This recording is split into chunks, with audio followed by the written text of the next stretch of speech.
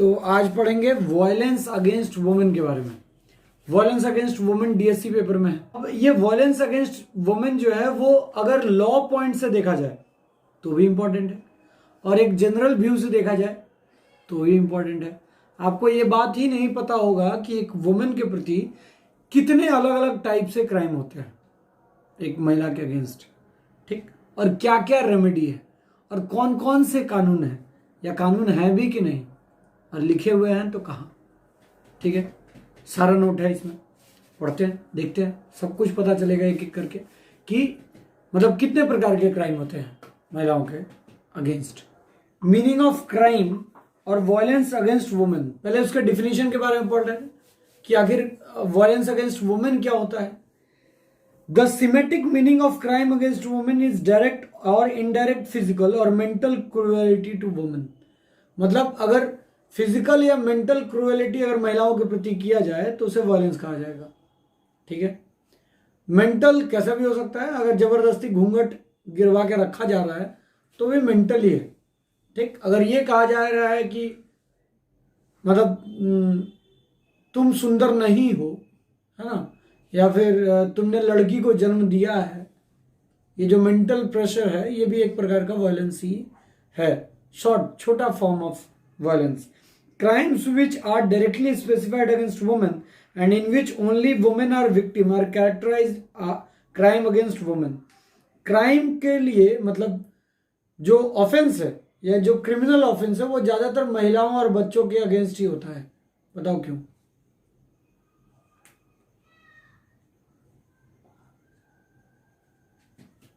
ज्यादातर क्राइम महिला और बच्चों के अगेंस्ट ही होता है। इसका मेन कारण यह है कि महिला और बच्चे दोनों कमजोर होते हैं। ठीक, तो फिर चांस जो है वो बढ़ जाता है, क्योंकि पावर का एक सबसे बड़ी हानि ये है कि उसका दम किसके सामने निकलता है? कमजोर के सामने, या तो बच्चे पे या महिला पे। It is equally important to clarify the concept of violence against women. Violence is also known as abuse and include any sort of physical aggression और मिसबिहेव। या तो आप फिजिकल एग्रेशन दिखा रहे हैं महिला के प्रति या फिर मिसबिहेव कर रहे हैं महिला से। Violence is also known as abuse and include any sort of physical aggression और मिसबिहेव। वायलेंस अगर आप फिजिकल एग्रेशन दिखा रहे हैं महिला के प्रति या फिर अब्यूज कर रहे हैं, मिसबिहेव कर रहे हैं, तो उसको भी वायलेंस में ही काउंट किया जाएगा। It is equally important to clarify the concept of violence against women. Violence is also known as abuse and include any sort of physical aggression. अगर शारीरिक किसी प्रकार का एग्रेशन किया जाता है तो उसे वायलेंस अगेंस्ट वुमेन कहा जाएगा। When violence is committed at home it becomes domestic violence. अगर वायलेंस कहाँ पे हो? घर पे हो तो उसे डोमेस्टिक वायलेंस कहेंगे and involves family members such as children, spouse मतलब पत्नी या पति पत्नी, पेरेंट्स और servants. Domestic violence may involve different means such as hitting, kicking, beating, shoving, restraining, throwing objects. In broad terms, it includes threat, sexual abuse, emotional abuse, controlling or domineering, intimidation, stalking, passive covert abuse, and economic deprivation, rape, abduction, kidnapping, murder, dowry death, wife battering, sexual abuse, maltreatment of widow for an elderly woman, eve teasing, लड़की छेड़ना, forcing wife daughter in law to go for feticide, मतलब वो जो बच्चे को abort करना है ना, बच्चे को अबॉर्शन करना, उसको फिटिसाइड कहते हैं। Forcing of young widow to commit sati, जो कि अब नहीं होता है, are issues which affect the larger section of society. ऐसे बहुत सारे क्राइम्स होते हैं महिलाओं के प्रति। The United Nation defined violence against women, एक ऑब्जेक्टिव जो इंपॉर्टेंट क्वेश्चन भी है। The United Nation defines violence against women in 1993। 1993 में पहली बार वायलेंस अगेंस्ट वुमेन को यूनाइटेड नेशन ने डिफाइन किया। In the Declaration on the Elimination of Violence Against Women, it defines it as any act of gender-based violence that result in or is likely to result in physical, sexual or psychological harm or suffering of a woman including threat of such acts. अगर ऐसा कोई भी काम जो महिला को harm करे तो उसे वायलेंस अगेंस्ट वुमेन में काउंट किया जाए. Constitutional and legal provision for women, बहुत सारे नियम कानून बनाए गए महिलाओं के लिए, लेकिन इसको अभी नहीं पढ़ते हैं. पहले क्या होता है, प्रॉब्लम्स क्या है, पहले क्राइम क्या है वो पढ़ते हैं, फिर सॉल्यूशन पढ़ेंगे.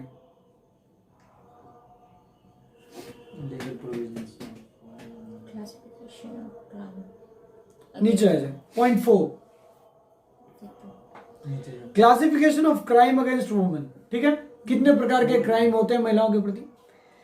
Although women may be victim of any of the general crimes such as murder, robbery, cheating, etc. महिला का भी मर्डर हो सकता है, उसके साथ भी रॉबरी और चीटिंग हो सकता है, लेकिन कुछ स्पेशल क्राइम्स है जो सिर्फ महिलाओं के साथ ही होते हैं, जिसको बंद करने के लिए हमारे जो लेजिस्लेचर्स हैं, लोकसभा, राज्यसभा, पार्लियामेंट, इन्होंने बहुत सारे कानून बनाए हैं जिनके बारे में भी हम पढ़ेंगे.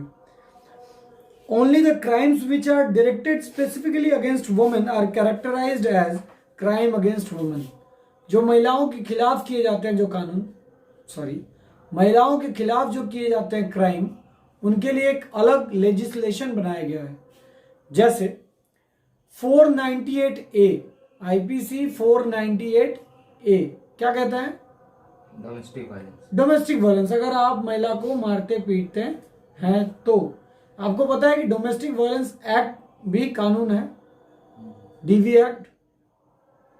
एक्ट बोल के एक अलग कानून बनाया गया है. किसके प्रोटेक्शन के लिए? महिलाओं की प्रोटेक्शन के लिए. तो क्या ये स्पेशल एक्ट है कि नहीं है?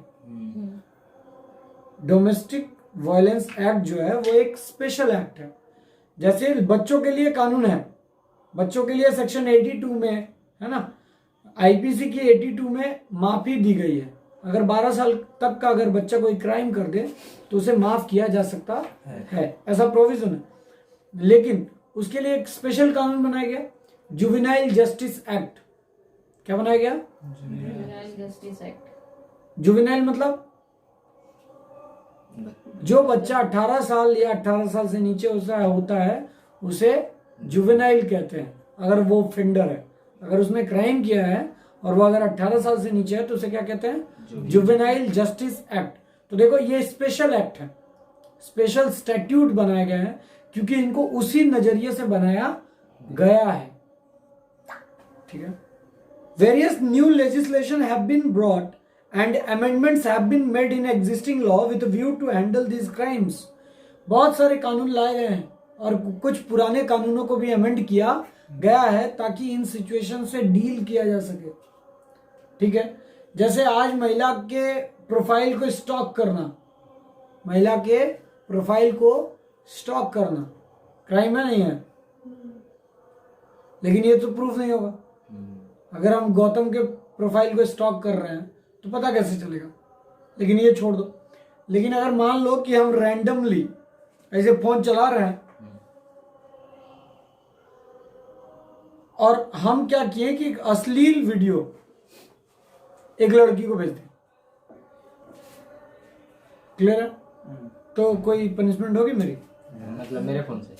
नहीं, हम अपने ही फोन से, हम अपना फोन चला रहे थे और अपने फोन से कोई एक फालतू वीडियो मैंने किसी लड़की के प्रोफाइल में भेज दिया. ठीक. अब मुझे क्या कोई सजा होगी? सर होने तो जाइए. लेकिन कहाँ लिखा है? फेसबुक देगा 24 घंटे के लिए अकाउंट ब्लॉक. फेसबुक देगा 24 घंटे के लिए अकाउंट ब्लॉक नहीं. यहाँ पे ये एक मानसिकता शो करता है. यहाँ पे एक ये क्या शो करता है? मानसिकता शो करता है ऑफ अ इजी वर्च्यू. हम ये सोच रहा था कि शायद उस लड़की को हम भेजें तो शायद वो मेरे प्रति अट्रैक्टेड हो, लेकिन इसमें प्रॉब्लम ये है कि ये भी एक प्रकार का हरासमेंट है. तो इसके लिए तो इंडियन पेनल कोड अपडेटेड नहीं है. इंडियन पेनल कोड अपडेटेड नहीं है, अमेंडेड नहीं है उतने दूर तक. तो फिर कहाँ है? लेकिन मान लो कि किसी को, एक लड़की को भेज दिया, एक लड़के ने भेजा, तो ठीक. तो इसके पीछे भी इंफॉर्मेशन टेक्नोलॉजी एक्ट क्या? इंफॉर्मेशन टेक्नोलॉजी एक्ट, जो कि सारा ये जितना फेसबुक है ना, या फिर इनसे रिलेटेड जो भी क्राइम्स है, जो आईटी क्राइम्स है आजकल के, सोशल मीडिया, वो सब इंफॉर्मेशन टेक्नोलॉजी से गाइडेड होते हैं। उन सेक्शंस को और आईपीसी को मिला के तब आप एफआईआर के ऊपर उसके ऊपर दर्ज किया जाएगा। समझ में आया? तो स्पेशली भी अपडेट किया जाता है, अमेंड किया जाता है। क्या होगा सर उसके बाद? एफआईआर होगा। देखो यहाँ पे तो कुछ ऐसा नहीं है कि फांसी की सजा मिल जाएगी, है। तो जो crimes under Indian penal code है, मतलब इंडियन पिनल कोड के अंदर जो जो क्राइम्स है महिलाओं के खिलाफ, उसमें सबसे पहले है रेप, जिसका सेक्शन है 376।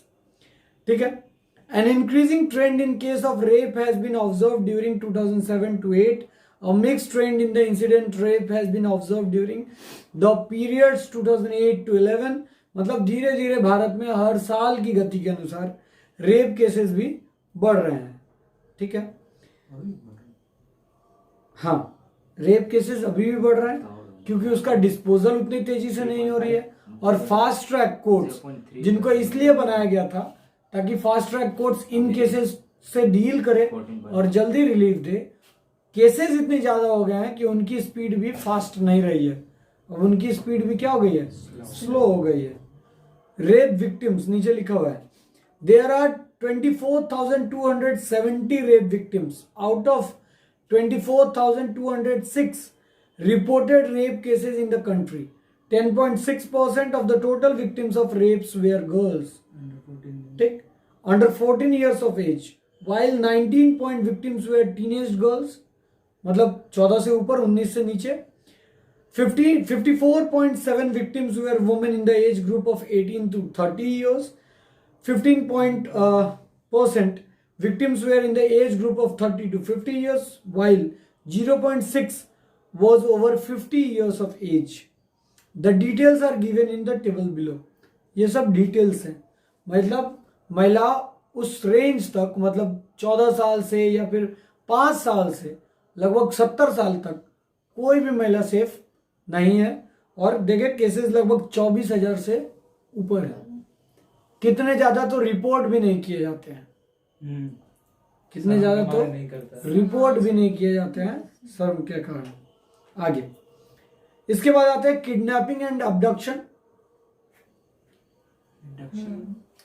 किडनैपिंग, जब बच्चा अगर 18 साल से नीचे है, अगर उसको किडनैप किया जाता है तो उसे किडनैपिंग कहते हैं, और जब अगर 18 से ऊपर है तो उसे एबडक्शन कहते हैं।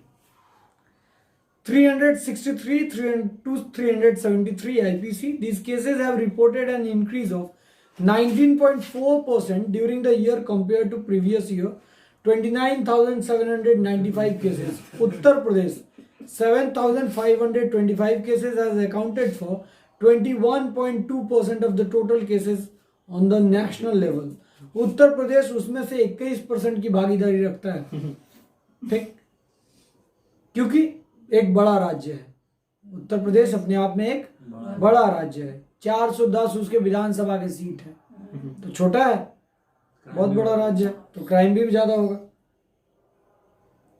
आगे डाउरी डेथ। डाउरी डेथ किस में लिखा है? 304B प्लस 302 है ना। 302 आईपीसी में मर्डर का है और 304B डाउरी डेथ का है। डाउरी डेथ मतलब तब आपको डाउरी के एंगल से देखा जाएगा।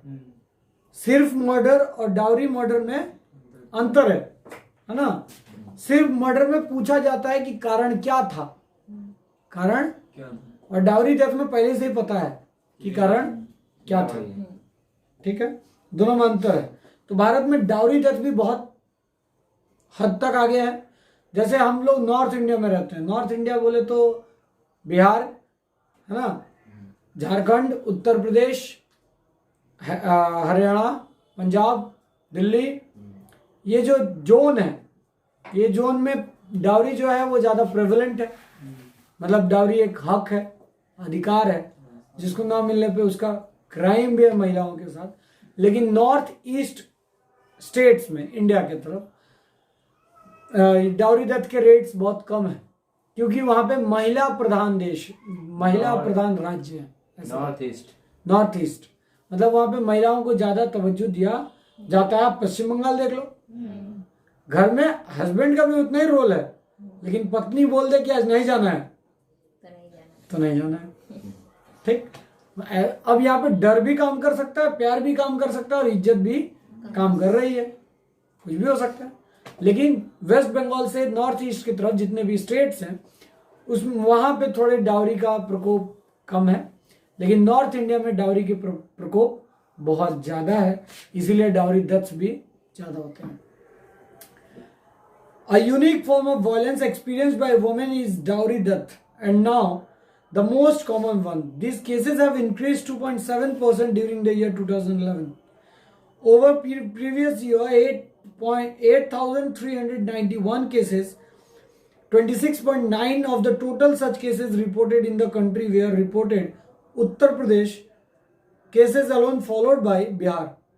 ठीक है सर, इन मामलों में उत्तर प्रदेश और बिहार आगे है क्योंकि नॉर्दर्न स्टेट्स हैं और यहाँ पे डाउरी प्रेवलेंट है। As a matter of right समझा जाता है, as a matter of right मतलब हक है मेरा। और एक सान भी लगते थे ना तिलक में। और यूपी बिहार में तो अनएजुकेटेड ज्यादा है इसीलिए। ठीक, और अगर ना ले तो कुछ ना कुछ गड़बड़ है लड़का में, पागल ओगल है लगता है। ठीक, आगे देखें, torture, cruelty bye husband and relatives. ठीक है, अक्सर 498A के साथ पहले जब केस शुरू होता है ना सर तो 498A से शुरू होता है। 498A तो ये है ना सर, टॉर्चर, हाँ तो वही टॉर्चर, क्रूएलिटी बाय हस्बैंड।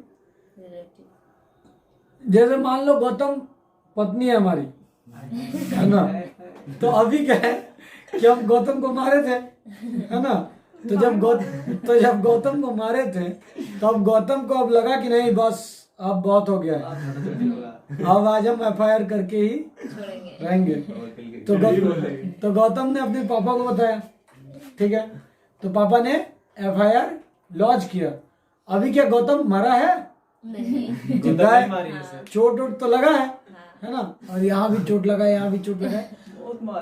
तो जब तक चोट है, जब तक चोट है तब तक वो 498A का केस रहता है। क्या रहता है? 498A। क्लियर है? 326, 498A, 326 मतलब ग्रीवियस हर्ट, मारना पीटना, 498A मतलब घरेलू हिंसा, उसमें मारना पीटना। ठीक, तो क्या 304B लग जाएगा? 4B लगेगा? नहीं लगेगा, क्योंकि गौतम अभी भी जिंदा है। कब लगेगा 304B? समझ में आ रहा? अभी ऐसे ही केस तैयार होता है। ठीक, ऐसा नहीं कि अभी मन किया 304B लगाने और लगा देंगे, ऐसा नहीं होगा। वो तब ही लगेगा जब वो मरेगा या मरेगी। समझ में आया? तो ऐसा वायलेंस अगेंस्ट वुमेन होता है। तो पहले जब भी 498 ही होता है, और अगर बहुत सीरियस हो गया और वो निकल ली, अगर जान से था मतलब अटेम्प्ट था तो 307 अटेम्प्ट था तो 307 अटेम्प्ट टू मर्डर। अब अगर निकल ली तो 304B, 302, 326B भी बन गया था। हाँ, 326 भी तो अलग एक एस्पेक्ट है, वो तो उस तरफ है, वो तो तेजाब वाला है। मतलब उसमें भी है सर अटेम्प्ट टू मर्डर। हाँ, तो वो 307 के साथ जोड़ा जाएगा। ठीक, लेकिन वो तो तब ना जब वो आएगा, मतलब एसिड वाला एंगल आएगा। यहाँ तो एसिड वाला एंगल हाल नहीं है। उसमें क्या सर, मतलब हर्ट करने का जो जरिया सिर्फ एसिड या फिर तेजाब, यही सब है। हाँ, और कुछ नहीं ना, इसके लिए बनाया गया वो 326। ठीक है सर। तो ये है torture, cruelty bye husband and relatives. ये बहुत हद तक होता है, सिर्फ हंसने की बात नहीं है, मतलब मैंने ये फेस भी किया है। आपके पास आते हैं। ठीक, मतलब पर्सनल लेवल पे भी फेस किया है। मेरी 3 दीदियां हैं। ठीक, तो झमेला जिंदगी में देखा गया है। ठीक है, तो ये पर्सनल एक्सपीरियंस है। लोग मतलब जानवर है। मेरा मानना एक चीज है, अगर आपको कोई पसंद नहीं, आपको जिंदगी उसके साथ बढ़िया नहीं लग रही है, जय राम जी की, आप अलग वो अलग। ये आजकल का हम पशु नहीं है, हम जानवर नहीं है जो मार के बांध के साथ में रखा जाए। ठीक है, इसके अलावा मोलेस्टेशन, अगला क्राइम 354 354, ठीक है sir, of Indian penal code. ये भी एक क्राइम है जो महिलाओं के अगेंस्ट किया जाता है। 354 किसी के साथ भी हो सकता है, 354 किसी के साथ भी हो सकता है। एक केस है मेरे पास जो शेयर करता हूं। केस है 1989 का। 1989। 1990 समझ। हाँ 1990 समझ लो। तो उस वक्त मेरा जन्म नहीं हुआ था, ठीक, मेरा जन्म 1994 में हुआ है। तो मेरे पास एक क्लाइंट है, वो 1989 में उस दौरान वो आदमी बस ड्राइवर था। ये बोले थे सर आप। बोले थे, हाँ, वो ठीक। लड़की तो को छेड़ा उस था। वक्त जो छेड़छाड़ था, तो छेड़छाड़ 354 में ही ना काउंट होगा। हाँ, उस समय क्राइम हुआ तो वही टाइम का 354, ठीक। तो वो तो 354 का वो केस अभी भी चल रहा है। जब उनका बेल कराए थे तब इसका सारा इंफॉर्मेशन पता चला था। तो क्या मोलेस्टेशन सिर्फ एक महिला के साथ ही हो सकता है? मतलब 15 साल 14 साल के ऊपर, उससे नीचे भी हो सकता है, ठीक। आपने खबर में पढ़ा होगा 6 महीने 8 महीने के बच्चे के साथ भी मोलेस्टेशन होता है। आगे सेक्सुअल हैरेसमेंट। सेक्सुअल हैरेसमेंट 2-3 प्रकार के होते हैं। एक हम जो बस में देखते हैं वो भी मोलेस्टेशन है, सेक्सुअल हैरेसमेंट में भी है। दूसरा वर्क प्लेस में भी होता है। वर्क प्लेस मतलब जहां हम काम करते हैं वहां। एक केस था Vishakha versus state of Rajasthan, Vishakha versus state of Rajasthan. वहां पे इसके खिलाफ बहुत सारे गाइडलाइंस लाए गए थे। सुप्रीम कोर्ट ने बहुत सारे क्या लाए थे, गाइडलाइंस, और बताया था कि एक वर्क प्लेस में मतलब जहाँ पे काम हो रहा है, जहाँ जॉब होता है, वहाँ पे एक कमेटी होनी चाहिए। याद दिलाने के लिए थोड़ा याद दिलाते हैं, मैं वकील हूँ, और अगर ये वीडियो कोई देखे तो बुरा ना माने, है ना। याद दिलाने के लिए ये याद दिला रहे हैं कि एक बार हमारे जो एक्स चीफ जस्टिस हैं रंजन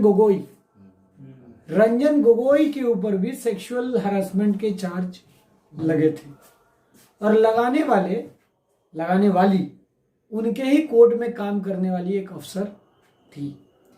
लेकिन ताज्जुब की बात यह है कि वो सेक्सुअल हैरेसमेंट का केस जिस कमेटी ने देखा था उसका चेयरपर्सन खुद ex chief justice Ranjan Gogoi थे, ठीक। कितना न्याय हुआ होगा ये अपने आप में एक विडंबना है, ठीक है। लेकिन Vishakha versus state of Rajasthan में कहा गया था कि एक कमेटी होगी जो इस बात का जांच करेगी उसी ऑफिस में, ठीक है, और उसके ऊपर क्रिमिनल केसेस भी लगाए जाएंगे।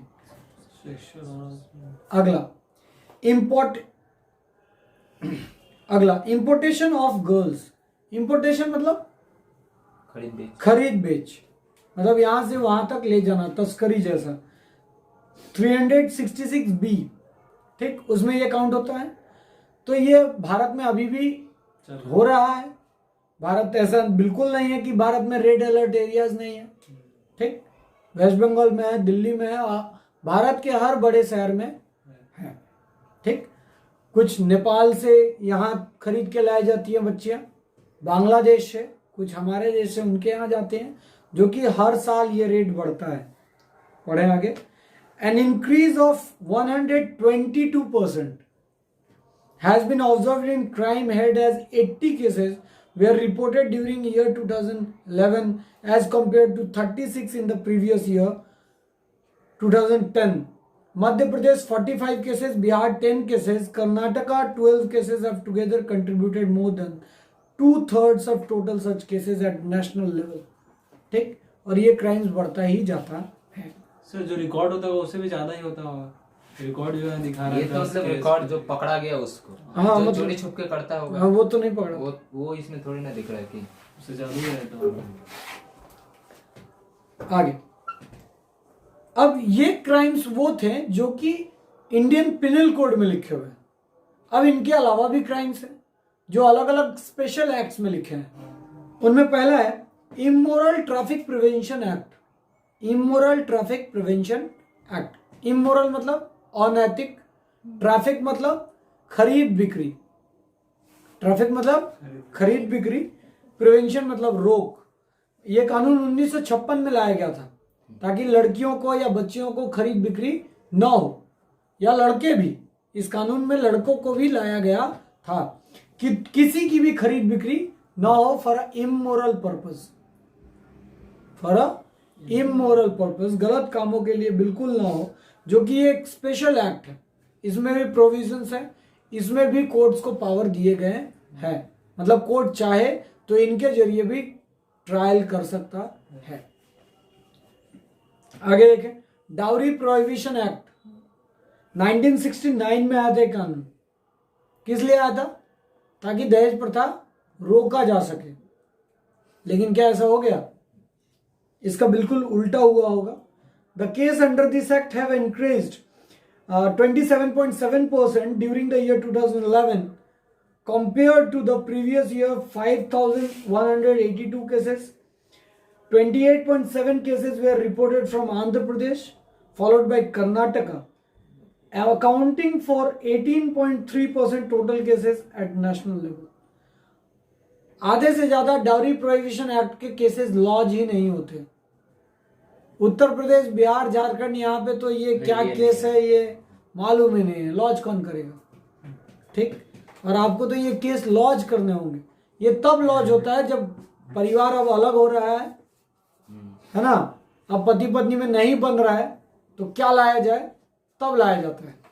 लेकिन जब मांग रहा होता है तब इसके ऊपर कोई केस नहीं होता है, हो भी नहीं पाएगा क्योंकि भैया शादी करनी है।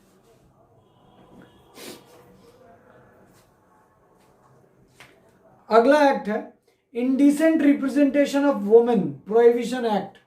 Indecent representation of prohibition act क्या है? इंडिसेंट रिप्रेजेंटेशन सर, और आज हम जिस युग के तरफ बढ़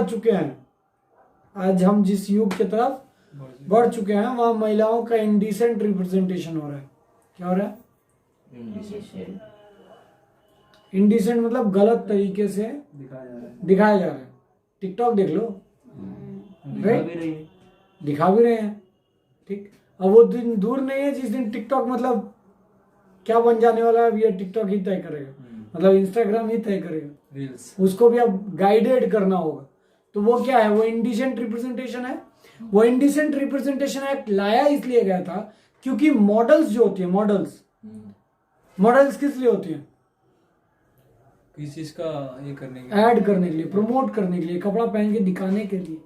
ठीक, लेकिन आप उनको कहीं और यूज नहीं कर सकते, आप गलत तरीके से उनका यूज नहीं कर सकते हैं। वो है इंडिसेंट रिप्रेजेंटेशन। क्लियर है? तो हर एक चीज को रोकने के लिए हमारे पार्लियामेंट ने अलग अलग कानून लाया है। देखिए 2007 में रेप कितने थे, 2008, 2009, 2010, 2011, अलग अलग समय में उसके दर बढ़ते हुए गए। Kidnapping, dowry, cruelty bye husband, molestation, sexual harassment, ये अलग अलग क्राइम जो महिलाओं के प्रति हो रहे थे, उनका दर बढ़ता ही गया है, घटा कभी भी नहीं है। देखिए, constitutional and legal provision for women, the principle of gender equality is enshrined in the Indian constitution.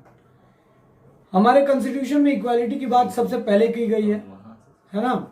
Equality की बात सबसे पहले की गई है, और वो जेंडर इक्वालिटी की बात की गई है। किसकी?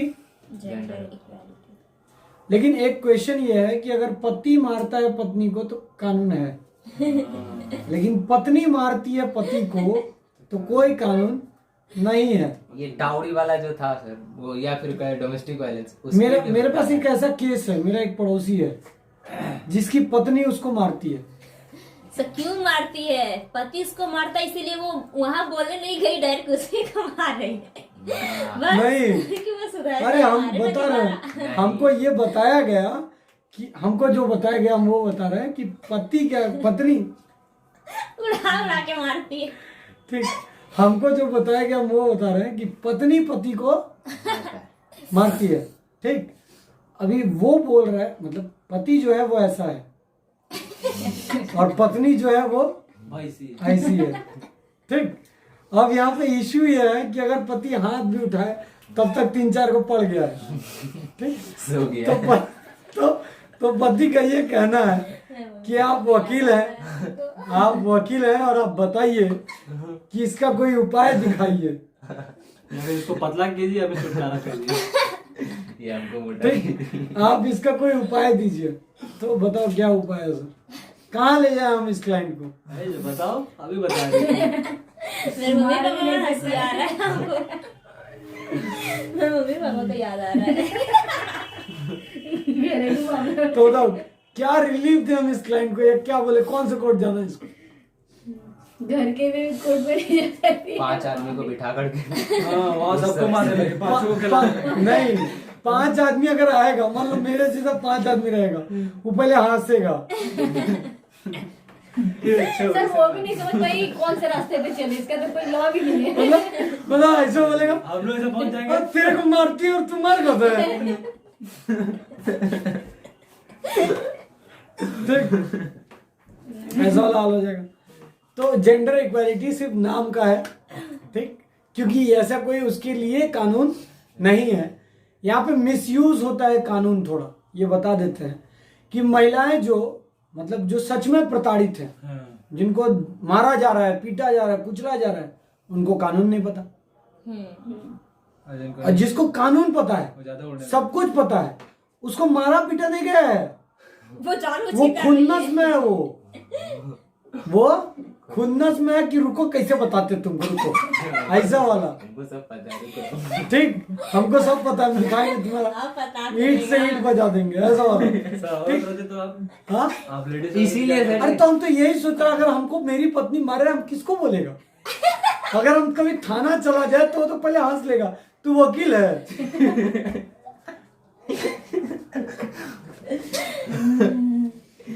बॉडी बनाइए सर जी। सर बॉडी तो बॉडी बनाए क्या कर रहे हो? वो मारे तो वो एक थप्पड़ मारे, आप 10 थप्पड़ लगाइए। नहीं, ये थप्पड़ मारा मारी वाला सीन में हम नहीं है, सेट नहीं खाते। नहीं, ये वाला सीन में नहीं। मेरा कहना है कि भैया दोनों का अगर मिल रहा है तो साथ में चलते हैं, नहीं मिल रहा है तो जय राम जी की। In its preamble, fundamental rights, fundamental duties and directive principles, the constitution not only grants equality to women but also empowers the state to adopt measures for positive discrimination in favor of women, for neutralizing the cumulative socio-economic, education and political disadvantage faced by them.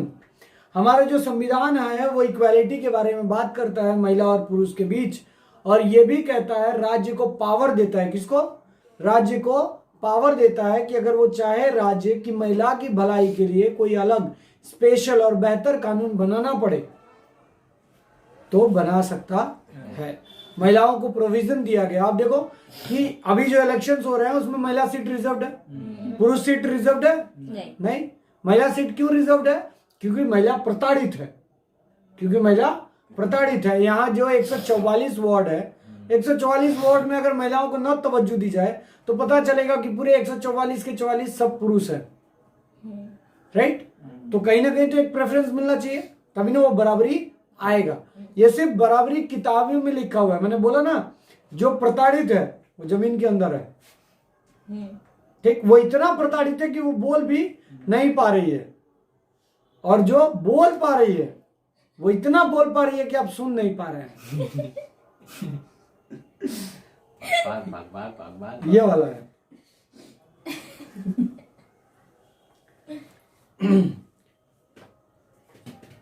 Within the framework of democratic polity, our laws, development policies, plans, programs have aimed at women's advancement in different spheres.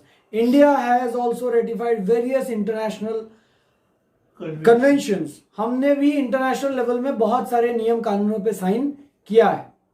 हमने भी बहुत सारे international level पे नियम कानून sign किया है। जैसे एक उनमें से है the convention on elimination of all forms of discrimination against women, जिसको शॉर्ट फॉर्म में कहते हैं सीडो, और हमने कब साइन किया? 1993। इसमें यह था कि महिला को बचाने के लिए कमीशन होना चाहिए। क्या होना चाहिए? कमीशन। मतलब कोर्ट जैसे काम करता है करेगा, पुलिस स्टेशन जैसा काम करता है करेगा। एक अलग बॉडी तैयार होनी चाहिए जिसको लोग आराम से अप्रोच कर पाए। नहीं बोलते महिला आयोग से है ये, बोलते ना ये महिला आयोग से है, तो महिला आयोग को कौन सपोर्ट करता है? वो पुलिस हेल्प भी मिल जाता है और कोई जज भी रेफर करता है, प्रेफरेंस मिलता है। तो उस सपोर्ट से वो लोग प्रेशर बनाने का काम करते हैं। क्या करते हैं? कोई कमीशन जजमेंट दे देगा क्या? नहीं, जजमेंट तो कोर्ट ही देगा। कमीशन से पुलिस, अब मान लो 100 महिलाएं एक बार पुलिस स्टेशन के सामने, हो गया पुलिस का सिटी पिट्टी गोल। या ना वो डंडा चला सकता है ना हवा में बंदूक, है ना? तभी क्या करना होगा? अभी उसको बात से बात मिलानी ही होगी। अगर मान लो एक पत्नी को पति मारता है, बहुत बुरी तरीके से मारता है, ठीक, तो वहां जो उस वुमेन कमीशन की जो चेयरपर्सन है या जो लोग हैं, अगर वो केस को सुओ मोटो भी ले सकते हैं। कैसे ले सकते हैं? Suo motu. सुओ मोटो मतलब खुद से, ठीक, खुद से जाके पुलिस स्टेशन में उसके बिहाफ में कंप्लेन कर सकते हैं। इसलिए नेशनल वुमेन कमीशन बनाया गया। आगे कॉन्स्टिट्यूशन में क्या क्या प्रोविजन है? आर्टिकल 14 कहता है कि महिला और पुरुष दोनों समान है। Equal protection of the right, equality before the law.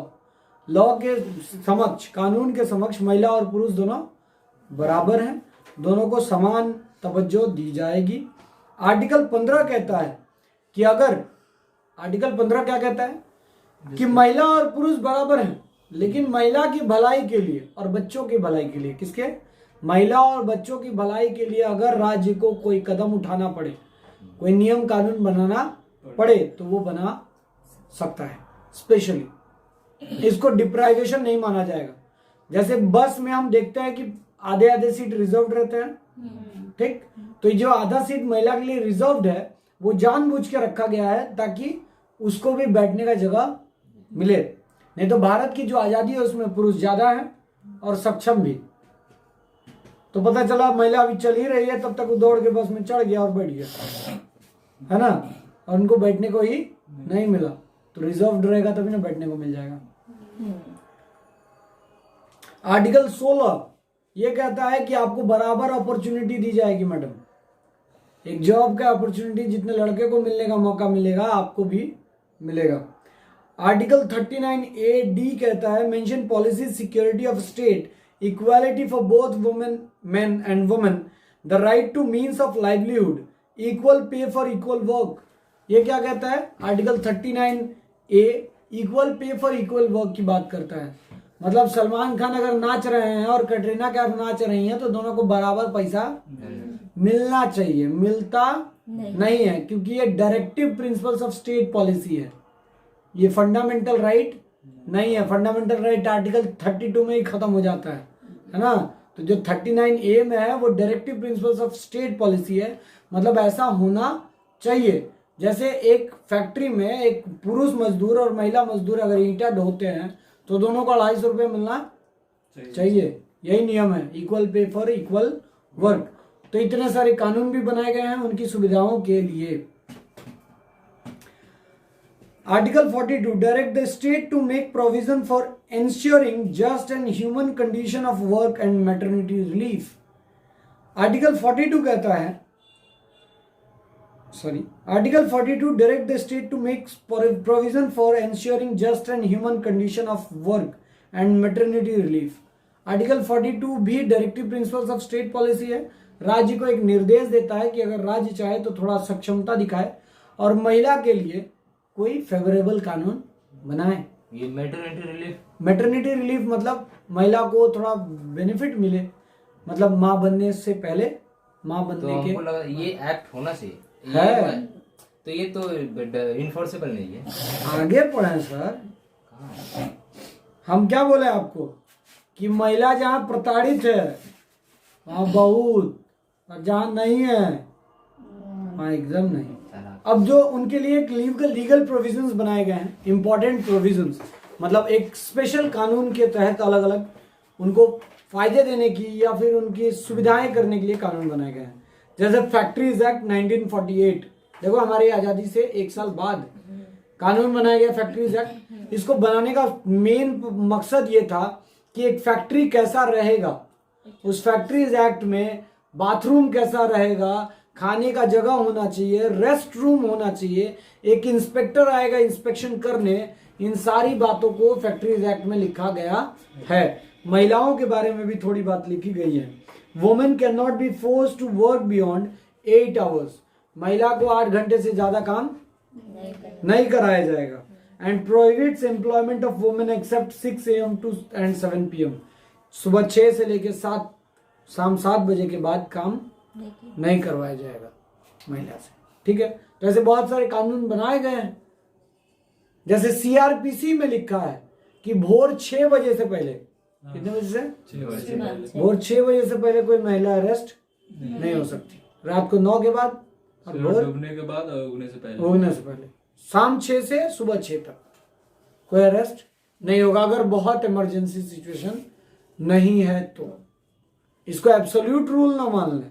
Sir ये बस वुमेन के लिए है। हाँ, सिर्फ वुमेन के लिए। टिकट विकेट नहीं कटा के जाएगा तो तुम्हें पकड़ जाएगा। वुमेन होगा तो आगे मैटरनिटी बेनिफिट एक्ट देख लें गौतम, जो आप मांग रहे थे। Maternity benefit act 1960, a woman is entitled 12 weeks maternity leave with full wages। महिला को 1 साल, महिला को कहाँ 1 साल, 12 हफ्ते। 3 A woman is entitled 12 weeks maternity leave with full wages। 12 हफ्ते महिला को मिलेंगे अगर वो प्रेग्नेंट है तो। अब या तो वो मतलब डिलीवरी के बाद ले लें पूरा, या कुछ डिलीवरी से पहले, कुछ डिलीवरी के बाद, और जितने दिन वो मैटरनिटी रिलीफ पे रहेंगी उनको फुल पेमेंट, फुल वेज उनका मिलेगा। लगभग ये 6 महीने का कर दिया है सरकार ने। कितने दिन का? अभी 6 महीने, पहले 3 महीने का ठीक, 6 महीने का कर दिया है, मतलब प्रेगनेंसी से 3 महीने पहले और प्रेगनेंसी के 3 महीने बाद, ताकि कोई प्रॉब्लम ना आए। तो देखो सुविधाएं की जाती हैं। Dowry prohibition act, equal remuneration act of 1976। Equal remuneration मतलब बराबर पैसा मिलना चाहिए, या महिला हो या पुरुष। दिस एक्ट प्रोवाइड्स, देखो हमने अभी पढ़ा आर्टिकल 39A पढ़ा, जो कहता है equal pay for equal work. वो क्या है? Directive principles of state policy, मतलब ऑप्शनल है, लेकिन राज्य ने उसको सीरियसली लिया और एक अलग कानून बना के दिया, equal remuneration act. This act provides equal wages for equal work. It provides for the payment of equal wages to both men and women workers for the same work of similar nature, दोनों को ही। It also prohibits discrimination against women in the matter of recruitment. अगर किसी job में promotion मिल रही है, appointment मिल रहा है, तो सिर्फ महिला है इस कारण आप निकाल देंगे, ऐसा नहीं चलेगा। आगे वो सेंटेंस बोलना भूल गया था। चाइल्ड मैरिज रेस्ट्रेंट एक्ट, बाल विवाह को रोकने के लिए एक स्पेसिफिक कानून लाया गया 1976 में। देख लें, लोग इतने ढीठ हैं इसलिए कानून स्पेसिफिक लाया गया कि नहीं होगा। द एक्ट, क्योंकि हिंदू मैरिज एक्ट में लिखा हुआ है कि शादी की उम्र 18 और 21 है। स्पेशल मैरिज एक्ट में भी लिखा हुआ है 18 और 21 है, लेकिन अब इंडिया के लोग नहीं सुन रहे थे तो पार्लियामेंट ने सोचा एक स्पेशल कानून बना दे। This act raises the age of marriage of a girl to 18 years from 15 years। मतलब पहले महिला की शादी की एज 15 साल थी, उससे 18 ले गया। And that of a boy to 21 years, और लड़कों की उम्र 21 लेके गया। The medical termination of pregnancy act, the act safeguards women from unnecessary and compulsory abortion. इस कानून में लिखा गया कि अगर महिला को जबरदस्ती कोई अबॉर्शन के लिए बाध्य किया जा रहा है तो वो पिनल है, मतलब पनिशमेंट मिलेगी। लेकिन अगर जरूरत है, अगर जरूरी है कि अब अबॉर्शन करना ही पड़ेगा, तो वो भी प्रावधान बना दिए गए ताकि अबॉर्शन किया जा सके। अभी हाँ, नहीं उस वक्त से नियम है, क्योंकि बहुत जरूरी था ये बहुत जरूरी है। अबॉर्शन का सिचुएशन अगर कभी कभी आ जाए और अगर पूरे तरीके से इलीगल बना दिया जाए तो कैसे करेगा? ठीक, मान लो बच्चा स्वस्थ नहीं है, पता चल रहा है आपको, तो फिर आवश्यकता है, वो लाया ही गया था इसीलिए अल्ट्रासोनोग्राफी। देखें, Amendment to Criminal Law 1983 which provides a punishment for 7 years in ordinary cases and 10 years for custodial rape cases.